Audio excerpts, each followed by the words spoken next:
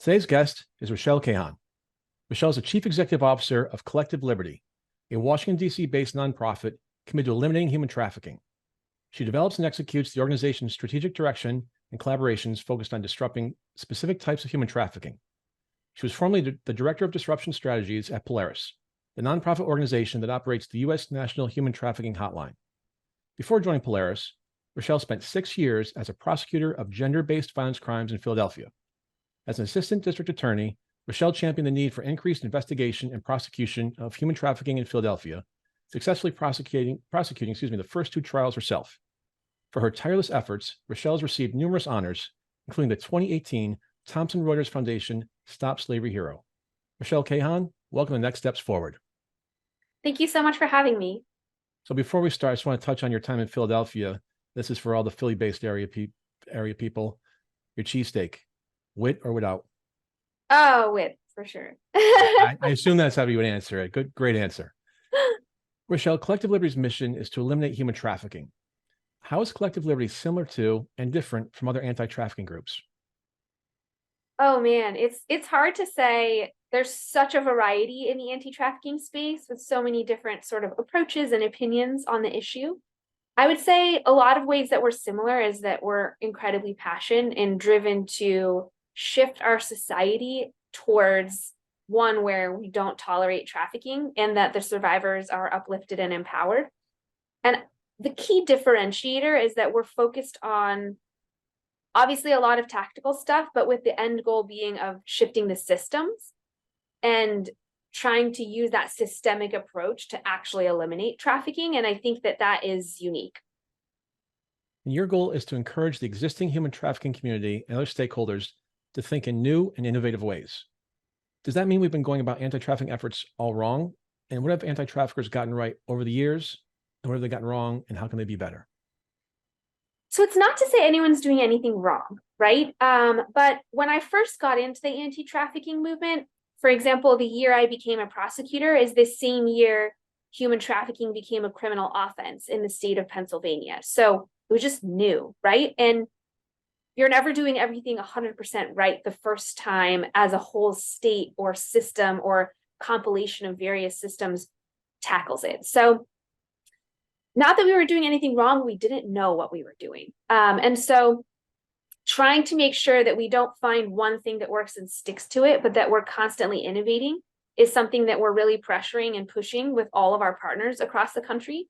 And most of our work is focused on government and systemic actors because that is the space in our country that by design innovates the slowest because it has to bring society and culture along with it, right? So you don't want this like pendulum for whiplash, but at the same time, let's not innovate so slowly that the traffickers keep running circles around us. So that's where we're trying to make sure that it's constantly innovative and iterative.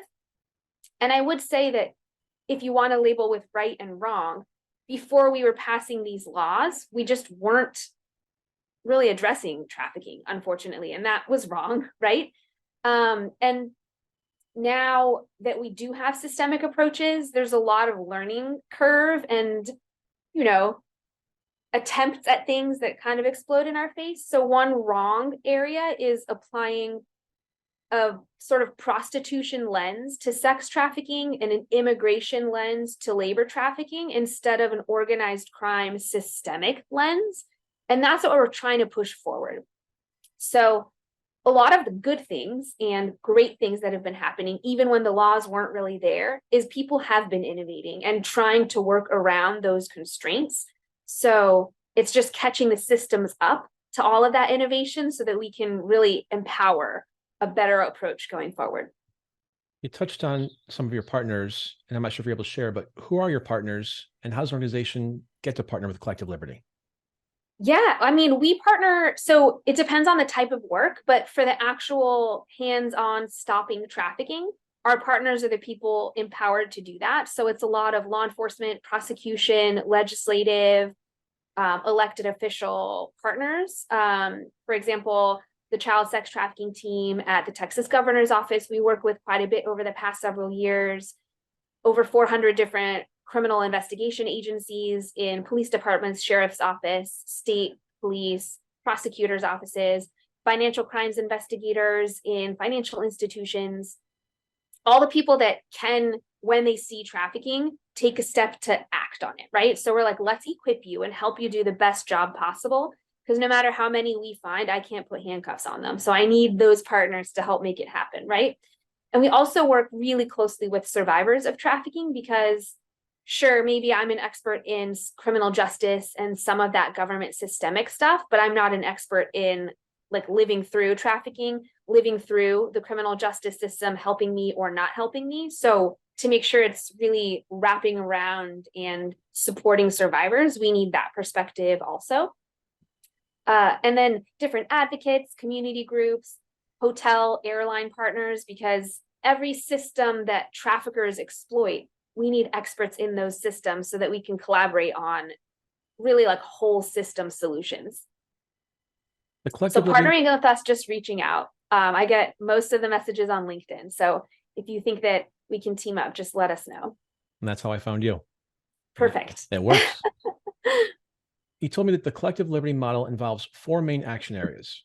First is breaking down silos, then elevating local heroes, thinking outside the box, and then challenging the narrative. Take us through each of those steps and why they're important enough to make the right things happen. Okay. Yeah. So breaking down silos is really, really important. And that's actually what was my primary goal when I left my government job that probably I could have kept for my whole career, is as I was investigating each case that I had for trafficking in Philadelphia, the traffickers and the evidence was happening in so many other cities, counties, and states, right? But in Philadelphia, my mandate was Philadelphia city and county. So we're getting subpoena responses from New York. I'm having to ask like written permission to pay for someone to fly in from another state to be a witness. And they're like, why?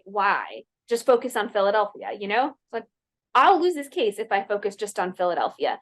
But the way jurisdiction is set up is deliberately siloed. It's like literally has lines around what you're supposed to focus on.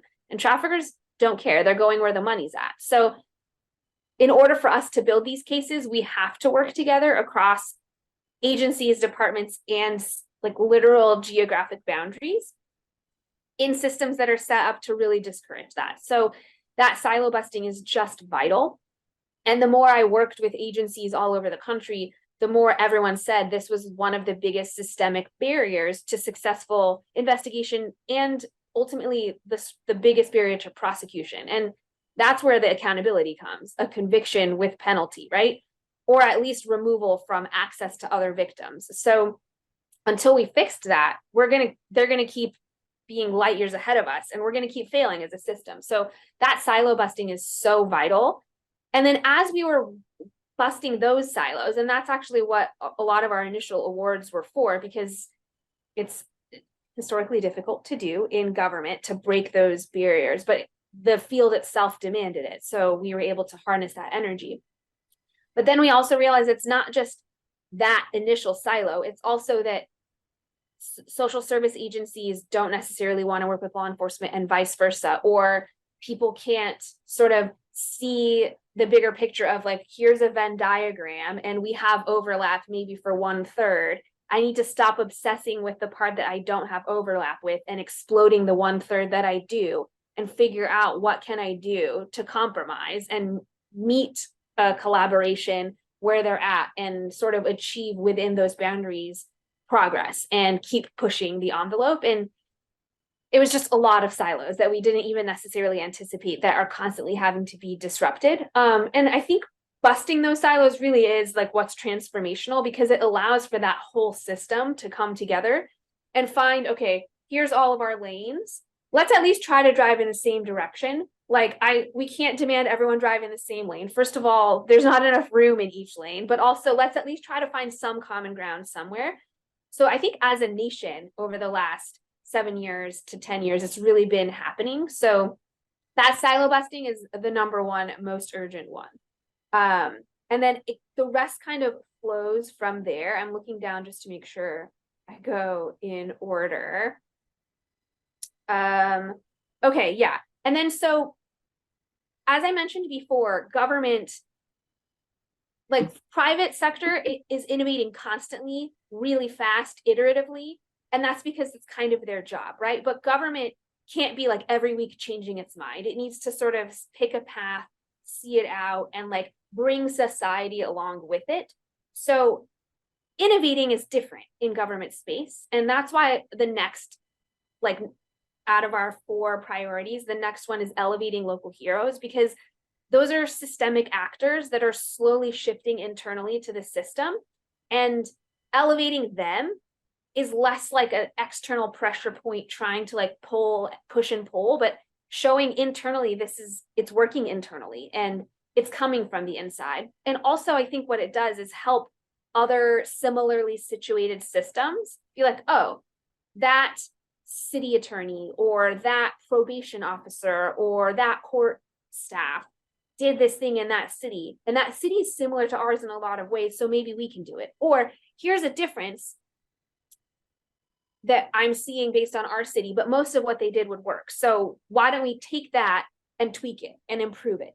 And that way we're not having 18,000 cities reinvent the wheel, right? We're not starting from scratch over and over, relearning hard lessons, but we're just improving more exponentially. So, and also credit should be given where credit is due. So we're not going to find an amazing idea and steal it. We're going to find an amazing idea and really elevate the person that pushed it forward and help improve it with other partner jurisdictions. So as we bust the silos, we're also trying to elevate that excellent work. And that kind of leans into the thinking outside the box approach. Is just because we've always done it a certain way doesn't mean that's the way it always has to be done.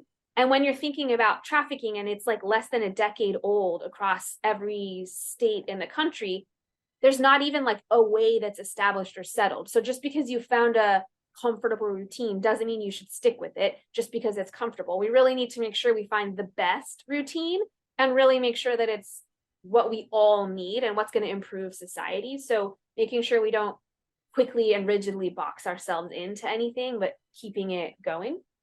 And ultimately, that's what hopefully leads to the impact that we're looking for, which is changing the narratives around trafficking. It's not necessarily something that we have to accept. These aren't necessarily the oldest profession that's, you know, we can't get rid of the exploitation and we just have to tolerate it. No, it's possible. And government can shift, society can shift, like we can do something about this. So let's switch from like the overwhelm of doom and more towards we're all empowered to actually create the society we want to live in. Well, to your point about breaking silos and trying to work with others with the same mission agenda, you know, trafficking is not a Philadelphia problem or a state problem or a country problem. It's a global problem.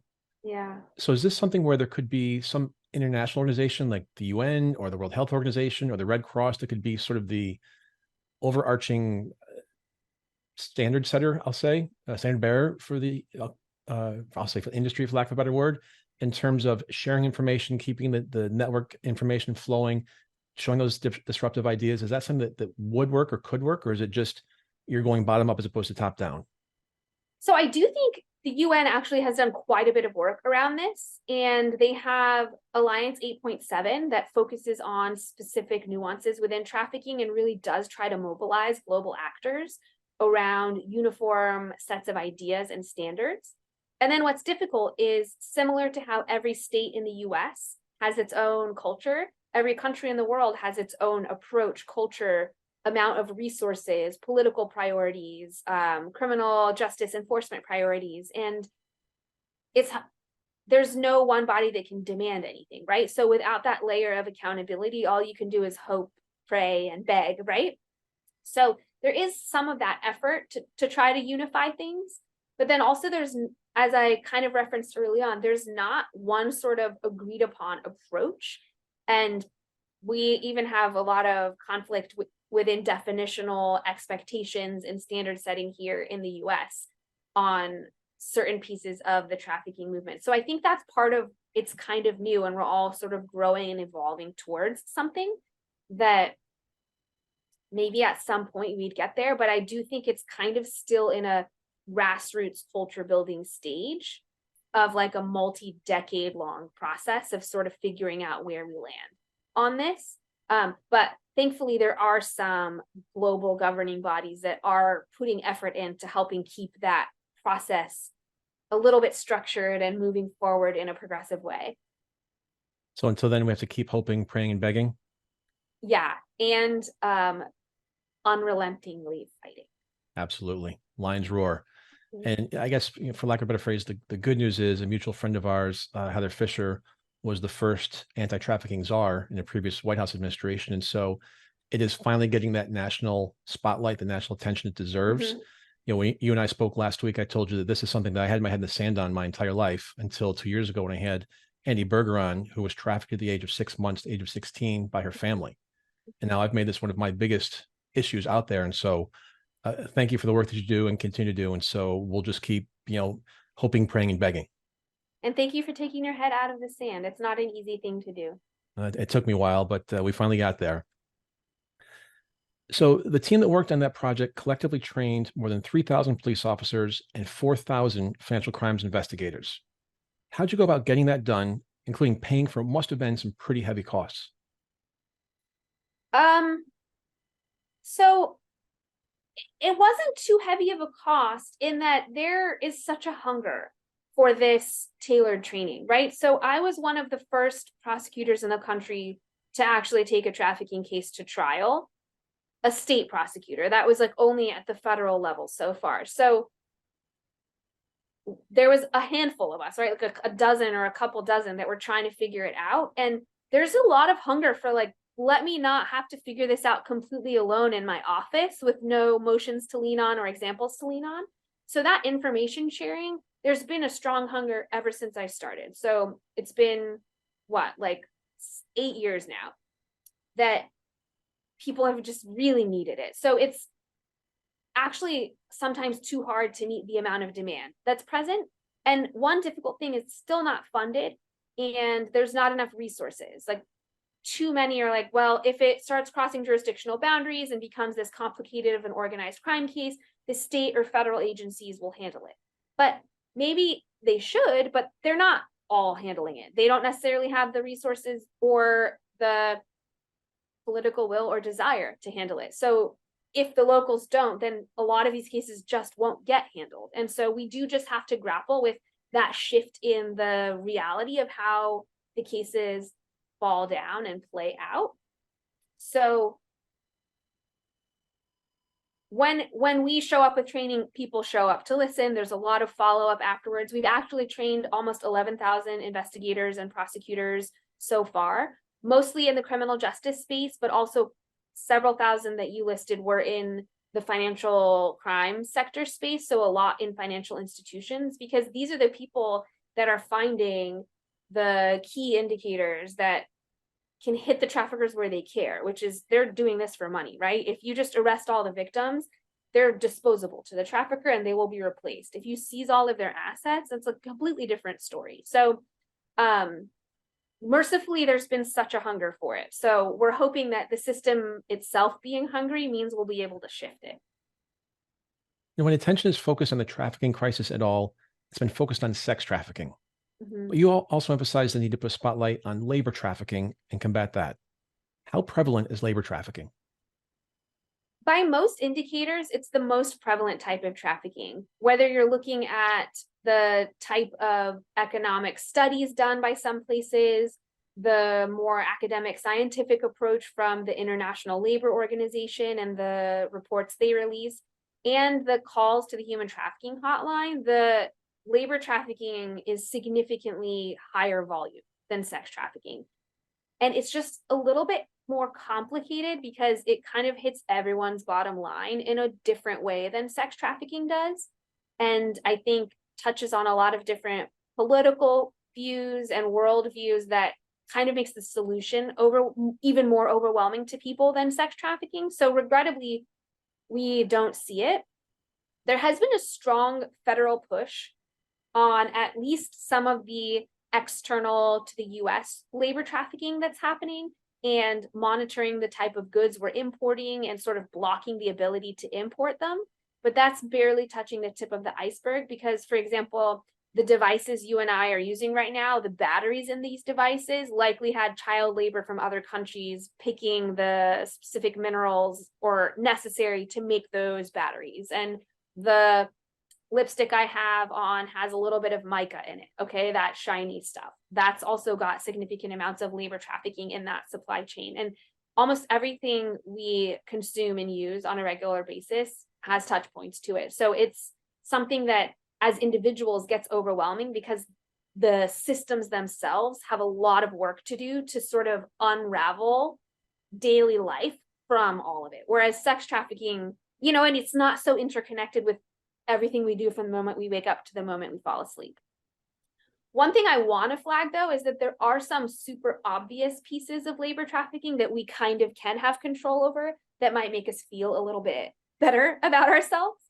For example, Driscoll's berries had so much scrutiny in the US because there was significant amounts of labor exploitation reported on a regular basis, to the point where they finally left the US and do a lot of their sourcing in other countries.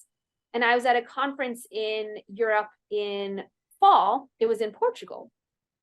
And the trafficking minister for the country of Portugal said, yeah, well, there's only so much we can do about labor and sex trafficking in our country when other countries just come here to exploit.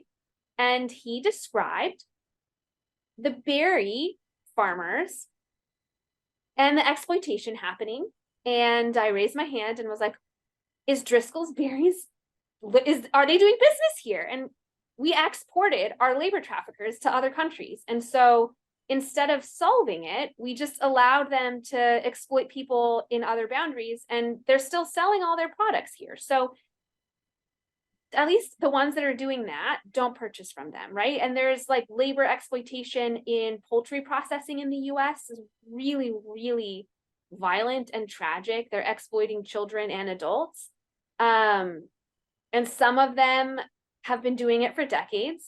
I'm like, maybe I shouldn't be naming brands, but there's another brand I could name that is on the top of my list of what I would never purchase. Tyson's chicken. It's the most affordable for a reason. It's been engaging in labor exploitation for decades. And there's a lot of problems. I published at the beginning of the pandemic, so the poultry industry self-processes and self-manages, for the most part, the speed of the supply chain. And so imagine, I don't know how many of you have ever had to carve a chicken or a turkey for a holiday or something. That is not easy. You can't just do it in 30 seconds, right? It's tough, even with a really sharp knife. But there's people that have an assembly line of meat coming and they're having to butcher it for us, right? Like it doesn't, you know, just show up packaged. Someone's butchering it for us to buy it in the store. And the brand gets to decide based on their factory how fast that goes. And so typical injury is like carpal tunnel or something because they're doing repetitive motions, but also there's really serious injury happening. There was a mass wave of COVID. There was no protection and protocols. They don't have, you know, health insurance. So there's a lot of exploitation that happens, but we've also seen this year a few of the youth being trafficked there and one youth dying in one of those facilities. So there's a few brands that are so egregious, we should just not purchase from them. But I do think from a labor trafficking perspective, it's really tough when the systems themselves are kind of facilitating it and making it really hard for a consumer to do a great job. But at least Driscoll's and Tyson's, we should boycott them and don't purchase. Don't give them your dollars. Let's go a little bit deeper then. How can we get consumers to do better? Is it about product boycotts or more consumer education? Or do we have to address the other side of the problem, convince companies to do what's right, regardless of what consumers do? I think it's both. I think that companies aren't going to do what's right unless consumers spend accordingly, right? Because I think what's been really illustrated here in the United States pretty evidently is if there's profit, we're going to do it. If things don't hurt our brand image that much, it's fine.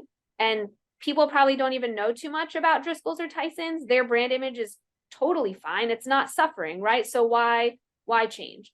And so I think it's both, that we have to, as consumers, demand better, ask questions, pay attention, be curious. If a price is too good to be true, check why. Okay, yeah, sure. Sometimes there's sales, right? And then the price is too good to be true because it's on sale. But if the price is just always too good to be true, like that's interesting.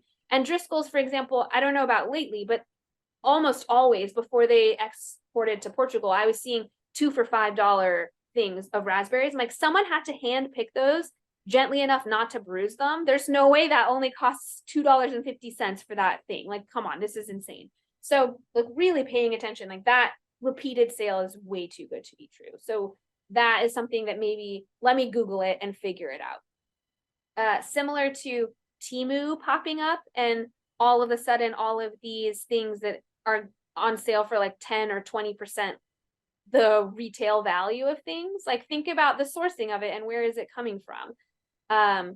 Shane, the fast fashion manufacturer, I think they're suing Temu or vice versa. Like they're fighting against each other, but they're both already stealing designs from other people and have exploitation in their workforce. So they're like competing against each other for the bottom line, most deplorable. I'm not sure, but some of them are obvious enough that we at least can choose not to participate in those while we challenge the system to help us with the more difficult things of overall, it's not just Tyson's that has problematic business practices, and we should hopefully demand better, but we can also purchase from if we have the capital and resources to do it, because I know it's not so simple for everyone to pay more for things, but if we can purchase from places that we've researched and find are ethical in their practices, that ends up being valued with our dollars on top of any sort of advocacy that we're doing to bring brand pressure to expect better from brands.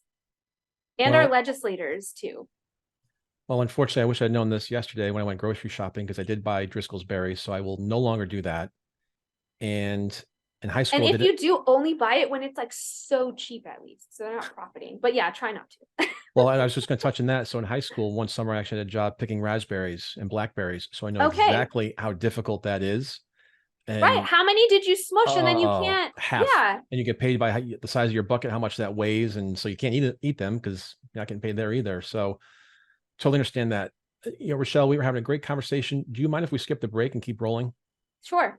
Can Awesome. I add to the bucket thing you just said? Sure. So a huge issue with labor trafficking that's harder for us and the system has to focus on is people aren't paid for their work. They're paid for their output. So if it took you all day, like you said, to fill that bucket of berries, they don't care. They're going to pay you for that bucket. And if it's 1 hour that they're paying you for a 10-hour job, that should be illegal. That's not meeting the wage requirements, right? But there's all of these exceptions in labor trafficking that don't require a wage for your work. And that helps the companies be like, well, I didn't know. I just paid for the output. But it's like, yeah, but you knew, like if you used your brain, it wouldn't be humanly possible to pay someone a fair rate to pick this entire bucket. Because what you're describing are those like huge multi-gallon buckets of things, right? Yeah. Yep. So yeah, it was. It took me 6 hours, I think, for one bucket. I was like, this isn't worth it. What the hell am I doing this for? Yeah. Let's get back to disruption if we can. Collective Liberty's key model is based on disruption.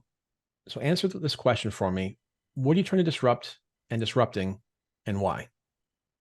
I'm glad you asked this question. So there's a lot, like, I think going back to what we're maybe doing wrong is there's a really passionate emphasis on finding and helping victims in trafficking. And that's what we're trying to shift.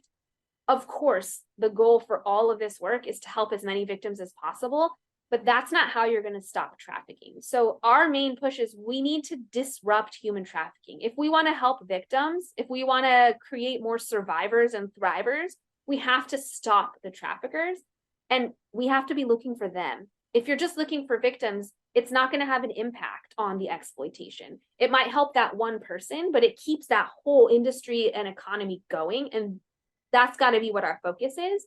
So that's an addition to the anti-trafficking space that our work at Collective Liberty has really been pushing is we need to disrupt the human trafficking economy in the US, globally.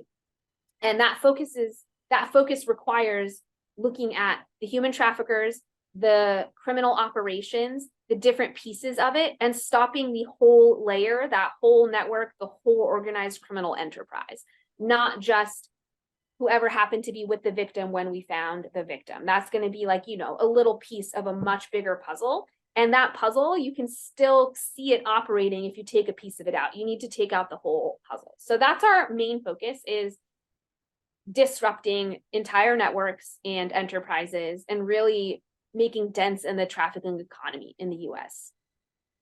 You have several case studies that you can point to how the status quo can be disrupted. One involves work to eliminate massage parlor trafficking. Tell us about that project and its results, please. So we wanted to illustrate that when you try to take a whole systems approach, it really will make a difference. And it creates a disruptive model that disrupts trafficking while doing the least amount of harm to the potential victims. Because right now, so massage parlor trafficking is a hybrid form of trafficking. It's both labor and sex trafficking. So it has business registration, it has utility records, it has like a paper trail that's not always present for like a pimp controlled trafficking network, for example. So we could illustrate the different systems that could come together to help, and also try to encourage passion around labor trafficking, not just sex trafficking. But another thing is that type of trafficking was only ever handled at the time we started doing this work using vice or morals style investigation, where they're looking for prostitution and trying to stop prostitution. Well, let me tell you, prostitution is not the same as trafficking, right? And if you're trying to find prostitution, the most you're going to find is the person that's either engaging in sex work consensually or is a victim of trafficking. And if you're just going to arrest them, neither one of those is going to stop trafficking, right? So you're not really disrupting trafficking at all. So this was our first disruption effort. First of all, to be like, look, vice can't be used to stop trafficking. It's just not, it's apples and oranges here, even though it feels similar. But that goes back to a law just passed. We don't have the funding to create a whole new unit, a whole new investigative approach. We're going to figure out what kind of works. And it just didn't really work, right? That was an attempt that didn't quite land. So doing a lot of education around, look, maybe this is your entry point in. It really shouldn't be, though. And vice just shouldn't be handling these types of cases. And also, when you engage the whole system and you're engaging with the insurance agencies, the tax agencies, the business regulation and licensing agencies, and you're getting all of those government documents, you're able to start really piecing together, is this a legitimate business or not? What are their business practices? Are they honest or fraudulent? And then you start looking at any financial crimes that they're committing, the way the wages are paid, if they're paid at all, the worker treatment, the way the victim is experiencing this work, and really building out what's helpful for them. Another reason this is great is because most people engaging in work that's exploitative, they need the money, okay? And if we just close the business and don't get them their back wages and don't focus on what they need, we leave them even more vulnerable. And who's gonna find them next? Potentially another trafficker. So we also need to be paying attention to their back wages and getting them the money that they deserve. And if you use that whole system approach, you're much more likely to not only stop the trafficker, prevent them from reopening that business, but also leave the victim in a much better place than they were before you did this investigation. So essentially, that work was bringing a lot of people to the table to see how they could work together. And we did that in a few jurisdictions across the US, tested the model, used case studies from what worked and didn't work in those different jurisdictions, and really published a playbook that hundreds of cities and a few of the states have been using to guide their entire approach to massage parlor trafficking in the US. It kind of went viral. It was really effective because it showed multiple different cities, like urban, rural, suburban, what worked, what didn't work. We did a lot of data on massage parlor trafficking in the US. We talked to over 1,200 survivors of massage parlor trafficking about their experience and the business model. And because we were current and former law enforcement, prosecutors, survivors, social service agencies, legislators, we had the whole system represented on the research team as well. So it really proved to us that this whole system approach can make a difference for trafficking and might sort of entrench the approach so that when the local hero that's willing to test the envelope retires or leaves, the system's still working. So it was really successful. I do think it hasn't 100% shifted in the US, but it's a significantly higher percentage of these massage parlor investigations in the US now are focused on an organized crime perspective and are no longer arresting the victims, which essentially was our primary goal. Is like, you got to stop making life even worse for these victims. You got to help them or stop, you know? So I would say it was a strong success in so many ways. What challenges have you encountered or do you encounter in disrupting the status quo, and how have you overcome them? Disrupting the status quo is hard. It's not easy. There's not really any incentive, right? This is how it is. We're allowed to be this way. Like, why should we make life more difficult for ourselves? So it has not been the easiest thing. But I think we're of the systems we're trying to disrupt. So I don't typically go somewhere where I'm completely fish out of water and expect them to listen to me, right? If that's happening, I find someone of that system and I collaborate with them, because you got to know enough about the system to shift it logically and rationally within the, boundaries of that system. So we did start where we had expertise, which I think made a huge difference, because we weren't showing up and saying things that the listener would be like, what are you even talking about? Because we were able to speak like really directly to the heart of what we know they're living on a daily basis. And it proves to them a certain level of trust, because it's like, oh, you lived through this. Like, it's obvious based on the way you're talking to me. And so there's a different receptivity, right? And focusing on criminal justice, it's already kind of like an exclusive network. It's closed. And so being inside it already was also, I think, really helpful to help push the envelope. And then having such strong success there, I think, built a lot of goodwill, right? So people trust us, that we're not just like, running off half-cocked. We have plans, we have structure, we work ethically within the systems that we know. And as we expand to new systems, we are sure to be inclusive of those systems and make sure that it's responsive to those specific systems.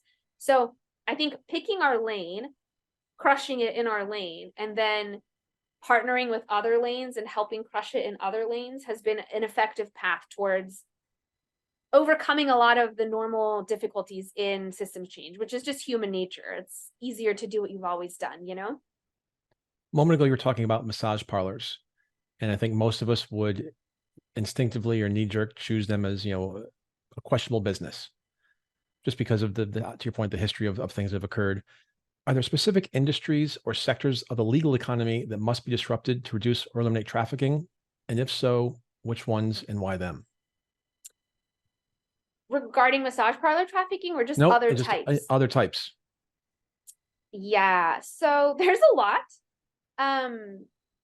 Yeah, I think we're just most familiar with like Sound of Freedom or Taken, right? Like some kid getting kidnapped and exploited in an extreme, intense way. And that absolutely happens, but it's not the majority, because traffickers are hiding. They're not broadcasting what they're doing because they don't want to get caught. So it's a lot more difficult than just that. But the types that we've helped with thousands of trafficking investigations in the US. And while quite a few are sex trafficking or a hybrid of sex and trafficking in massage parlors, there's also tons of labor trafficking and some different types of sex trafficking. And quite a bit is in agriculture, all various type of crops, in meat processing at the husbandry stage where you're taking care of the animals, all the way through the butchering, the processing for sale, every layer of it. When people are isolated, when it's routine work, when it's like tough work, factory-based work, really tough. We also hear all kinds of stuff like Zara's, clothing manufacturers overseas. We found labor trafficking. We repeatedly, like every couple of years, there's a huge garment factory trafficking situation in US, like in Los Angeles garment factory, Chicago, New York. So here in the US too, it's not overseas, and paying attention here is really important. Where are the garments being made? Okay, if you're going to Forever 21 and it's costing $7 for a shirt, maybe there's a reason, And there's this great LA Times expose like 8 or 10 years ago, where they go back to that piece rate price that we were talking about before, where it's like, you're not getting paid for your work, you're getting paid for filling that bucket of berries. You're not getting paid for your work, you're getting paid for the number of shirts you make. So some at Forever 21 might have like a really crooked seam, and that's because they're making it as fast as they can because they're not getting paid for their work. There's just red flags and sort of extreme examples happening right here. The construction industry. So alongside poultry and agriculture processing, the construction industry also has had an increase in child labor exploitation, not just adults, over the past several years. So paying attention if you're building a home, or you're engaged in any construction projects, like what are their practices? Are they, 30% less than every other agency you talked to? There might be a reason for that. So really just digging in and making sure. Domestic work, housekeeping, landscaping, all have, obviously there's legitimate, I'm not saying you can't use any of these services, but really paying attention, because more and more cases pop up with that exploitation layer to it, that if we can avoid it, obviously it's best. But there are dozens of types, dozens of industries with trafficking, regrettably. How do you measure the effectiveness of the disruption you create or strive to create? And what metrics or indicators do you use to assess the impact? That's a great question. I think there's a few layers of measuring success. We always want to make sure that the methods we co-create with our partners in government, nonprofit, social service are relevant to more than just one place, right? So if we work with NYPD or Houston on a solution, we also want to then work with Waco and Montgomery, Alabama on that solution and figure out what tweaks are necessary to make it relevant to different parts of the country, different size agencies, different demographics, so that it's responsive, because you can't just be like, here's our national solution, when our country, I mean, even just one neighborhood over is going to be dramatically different. You really need to be responsive. And then we include survivors in the building and execution of that work, and they have to be part of the metrics. Like, how does this solution impact survivors? And what are all the various ways survivors could be impacted? And how do we prepare for that? How do we have a warm safety net around the potential, like if this goes wrong, what could happen? And how do we sort of account for making sure that the harm to survivors is minimized as much as possible? And always keeping that as part of the calculation, I think, is really important and a strong metric we try to pay attention to. So as representative, as a solution as possible, so that it can be replicated and reused, and not just disrupting traffickers, but uplifting survivors as the valuation of whether it's a successful solution or not. And uplifting survivors is something we all, I think, take for granted or just don't think about. And so I love to hear that as part of your equation for success. Now, let's do something you don't like to do much. Talk a bit about you. How did you know? You told me last week when we spoke. You're a first-generation American, and I'm guessing that you came with your parents, but where did your family come from, and how did they decide to come here? So I was born here, but all my family immigrated from Iran. My dad married an American, but I was raised with my immigrant family. And they came around the revolution, which I think most Iranian and Persian immigration happened around that time. So I was a few years later, the American baby.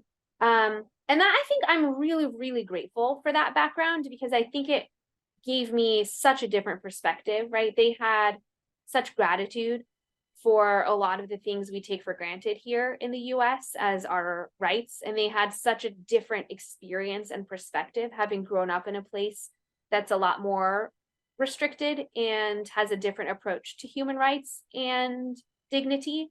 So that gratitude instilled quite a bit of gratitude in me. And I think it's why I'm so invested in our systems. I think we have a lot of, in the US, people, complaining a lot, and it's like, this is our country and we get to make it what we want it to be. And whining doesn't fix that. And whining's part of our country too. And whining's also a choice, and I choose, instead of whining, to like really help our country be the best that it can be in what I imagine for it. And I do recognize something that I've learned is not everyone can see like that. Like they see what's in front of them and can get overwhelmed by it. And I'm able to see what it should be and what I want it to be and what I think we all deserve it to be. And just, I'm inspired by that. So I know you asked me a couple times, like, how do you keep going? Because what you're doing is heavy, like in every layer of it's heavy. And it's because I have this vision of what's going to come from it, you know, and really pushing for it. And my background is, I think, really vital part of that. And on my mom's side of family, like either way, we didn't grow up with means, right? We were, you know, quite a few immigrants living in one house. And my mom's side of the family wasn't, you know, they're not born into a trust fund. So there was a lot of financial struggles. I didn't know though, because I was surrounded by love. But looking back, like Staples, the first day of school every year, we went to the back of the bus to get our backpack and our school supplies. Like I was in one of those school districts, but I didn't know. But it just really taught me, I got to see the way society helps each other and shows up for each other. And it was normalized for me.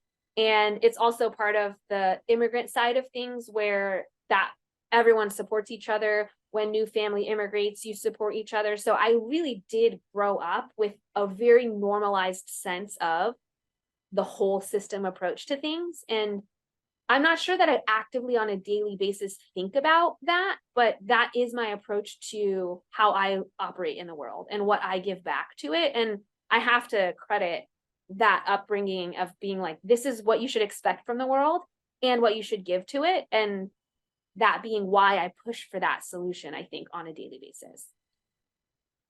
We need more people like you out there. Well, thank you. Your focus was and is on empowering survivors instead of arresting them. How long has it been the other way around, arresting and punishing survivors instead of getting them the help that they need? And how common is it still?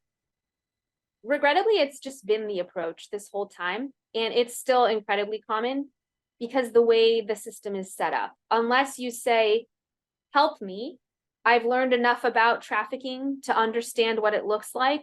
And I've done a lot of work on myself and my experience with the world to realize that this has happened to me and it's not my fault and I didn't deserve it. So I can identify as a victim and I have enough courage to ask for help. Unless that happens, we're just arresting victims for the most part. So we still have a long, long way to go. But I will say I've seen a significant amount of progress in like willingness to shift that approach, even though the systems and protocols and policies themselves haven't always caught up. So there's a lot of hope there. It's just we're having to retrain a whole system that always had a prostitution statute and only recently got a trafficking one, you know? So you have to like rewrite the entire approach to entire industries. So we have a lot of work to do there. We shouldn't think we're past it, but I do think that the system's ready and willing to sort of push into it. Well, I guess maybe as a follow-up for that, how do we ensure that victims of sex trafficking are treated with sensitivity and provide the necessary support throughout the legal process? Huge. I know. So when I was a prosecutor, we worked really closely with a women's abuse shelter and advocacy center, and they were in the courtroom with me, and they were talking to the victims as like I would prep them to testify, and right alongside it, they got support and like knowledge of the resources available to them. And there were times where the advocate pulled me aside and said, like, please don't make her testify. And I really did have to choose between how dangerous was this perpetrator to society versus what did this victim need in this moment and what case can I build to move forward without her. And really having that level of trust and collaboration, I think, is vital at every layer of the system so that the victim isn't just sort of expected to also be a cop in the process, you know? Being named the Thomson Reuters Foundation Stop Slavery Hero is a prestigious honor in your field. Congratulations again. Thank you. Was your recognition based on the entirety of your work or a specific phase or project?